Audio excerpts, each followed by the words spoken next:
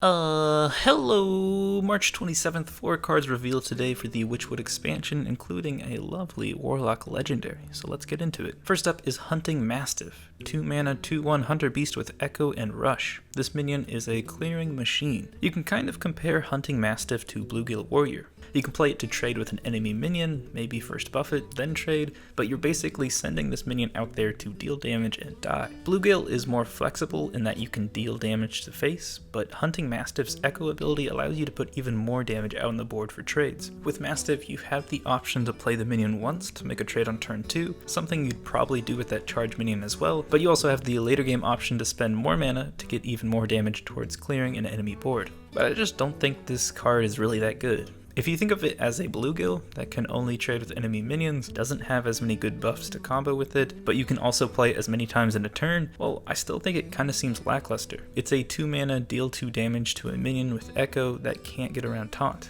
I don't feel like there are really any good enough buffs to make this more powerful, and if you're in a situation where you want to clear an opponent's board, then it's probably a big enough board where Unleash the Hounds could be a better and cheaper option. I think if Hunter got some better beast board buffs, this card might work, but right now, it's just a type of value that I don't think Hunter could really benefit off of. Next is Red Band Wasp, 2 mana 1/3 warrior beast with Rush and has +3 attack when damaged. I have to say, this card is a pretty cool design. Playing this turn 2 could help kill some opponent 1-drops, but really just attacking to a minion and damaging Red Band Wasp, turning it into a 4/1 or 4/2 is pretty good in the early game. I think the biggest setback for this card is the initial rush attack isn't going to be enough to kill a lot of 1-drops, and this is going to leave them on a board to help contest your Rager-like statted minion. On top of this, it's not really going to be worth comboing this card with any damage inflicting stuff in the beginning of the game just to clear a 1 or 2-drop, but if you hold on to Red Band Wasp, maybe in the later game it could be a cheap tool to trade into mid-range enemy minions. You could put it in a Whirlwind deck,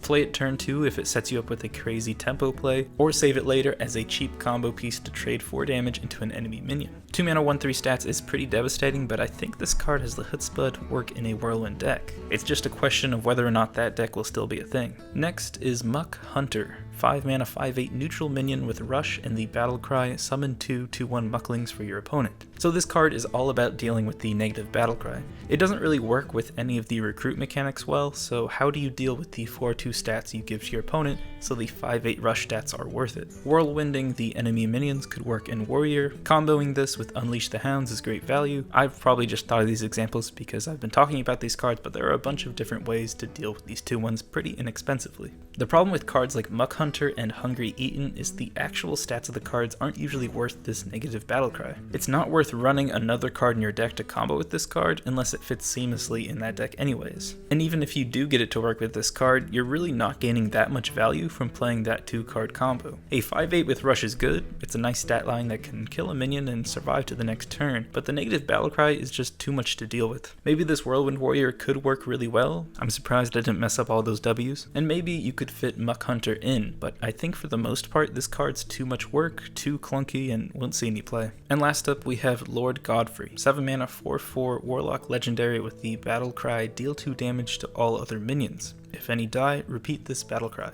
So Defile, my favorite card of last year, got beefed up.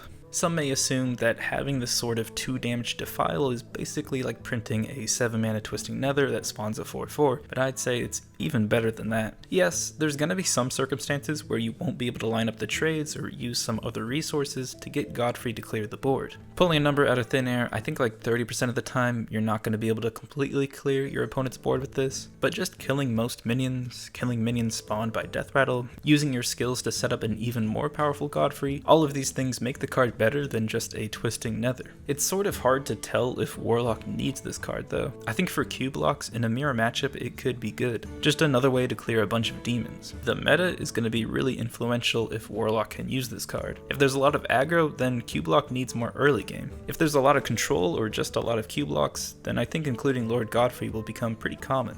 Kind of the beautiful thing about Defile is that it's such a versatile card. It's pretty cheap, so it's alright when it just gets you a little value clearing an early board, and then it's also really great if you can line it up to get a ton of value in the late game. I think making Lord Godfrey such an expensive card puts a lot more pressure on it to perform. It needs to get those big board clears nearly every time for it to be worth playing. We're gonna have to see if this 2 damage Defile is consistent enough, and if it even works in the best Warlock deck. Personally, I think the meta is going to be a little bit quicker. I do think there's going to be a lot of Q blocks, but I think for the most part this is going to be like a fringe card for that deck. Some will play it, some won't, but I don't think it's going to be really a requirement for that deck. That's all for today. I'll be back tomorrow with some more cards. Check out yesterday's showcase if you missed the new Shaman Hero card, and you can also look at the playlist to see all of the Witchwood cards revealed so far. But until next time, ta-ta.